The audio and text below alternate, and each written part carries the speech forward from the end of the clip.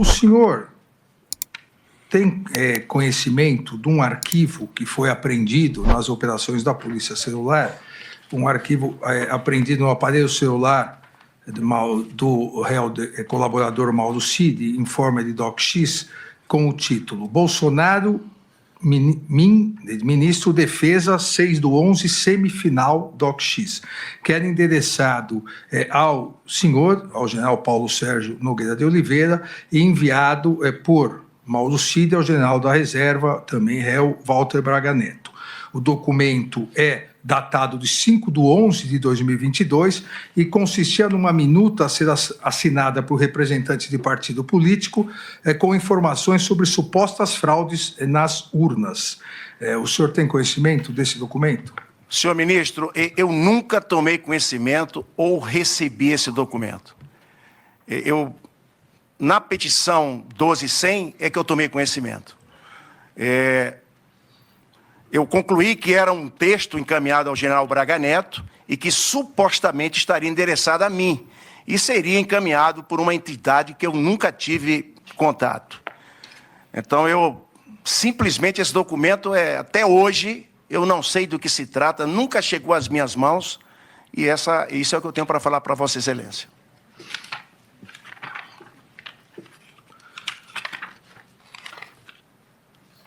Ainda em relação à sua participação como, digamos, o coordenador da Comissão das Forças Armadas,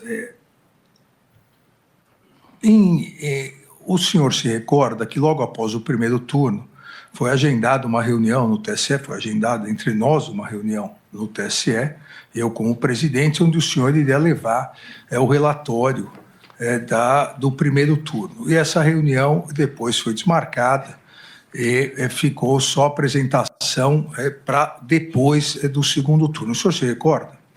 Eu me recordo de uma reunião e me lembro que eu telefonei, alguma coisa assim, desmarquei, mas eu acho que a gente fez essa reunião logo em seguida. Nós fizemos a reunião, mas sem a apresentação do relatório. O senhor se recorda por que esse relatório acabou não sendo apresentado após o primeiro turno? Sim, senhor. Ministro,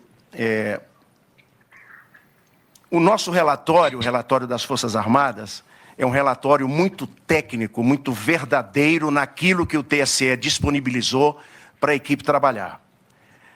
O nosso relatório ele foi aprovado pelos 3 comandantes.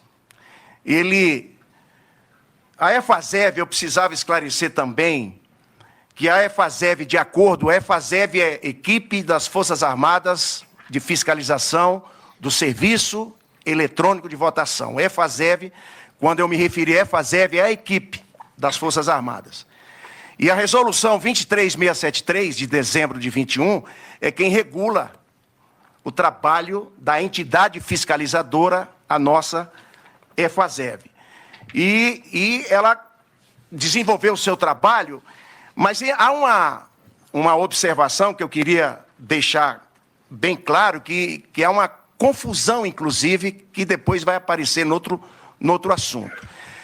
A missão da EFASEV, a atribuição da equipe, que muita gente pensa e pensava, ainda hoje pensa, deve ter aqui 80% desse auditório pensando, que era encontrar ou não encontrar fraude. E o senhor sabe muito bem que era a fiscalização do SEV.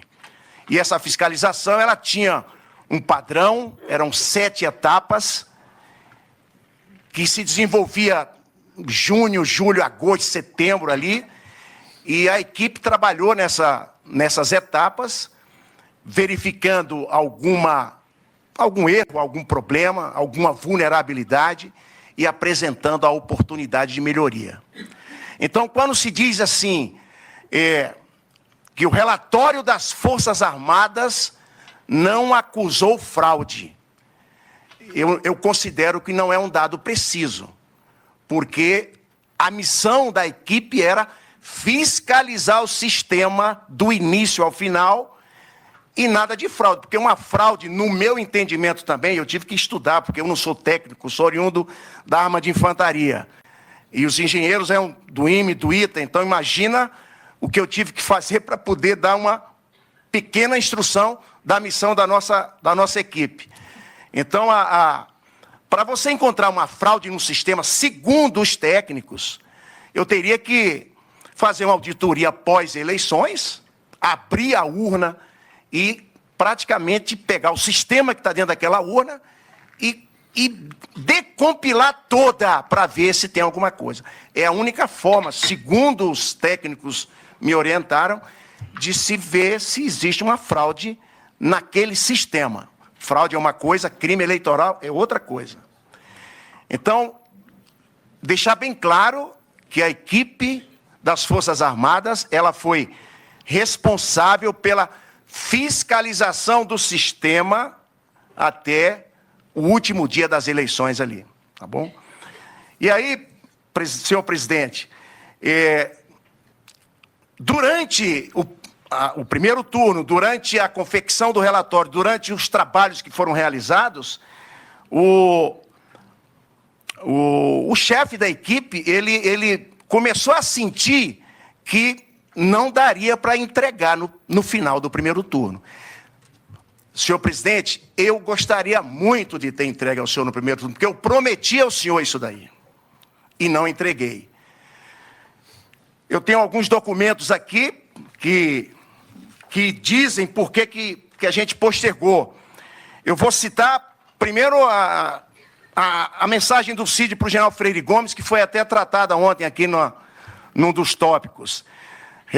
Deixou o presidente, deixou o general Paulo Sérgio tranquilo com relação ao prazo de entrega, do que vai ser escrito no relatório e assim por diante.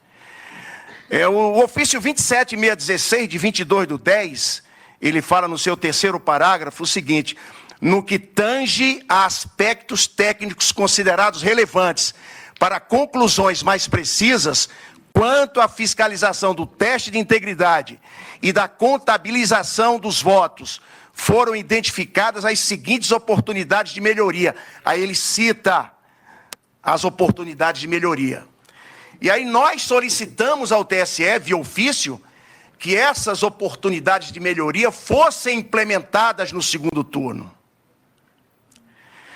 Ainda como prova ou como documento que ampara a minha justificativa de não entregar ao final do primeiro turno, entregar só no final de todo o pleito, houve uma solicitação de Vossa Excelência no dia 17 de outubro que eu apresentasse em 48 horas o relatório, ou algo parecido.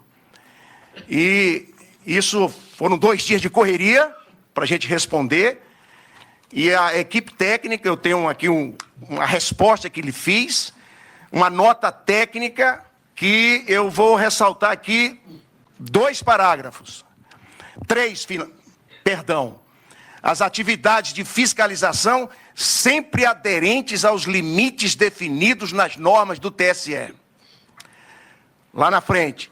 Diante do exposto, a emissão de um relatório parcial, baseado em fragmentos de informação, pode resultar-se inconsistente com as conclusões finais do trabalho, razão pela qual não foi emitido. Então, isso aqui, quem assinou esse foi o coronel aviador Wagner Oliveira da Silva, da Força Aérea Brasileira, subordinado do brigadeiro Batista Júnior.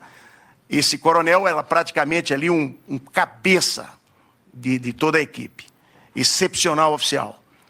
Mais à frente ele diz: assim sendo, convém esclarecer que, devido à atual inexistência do relatório,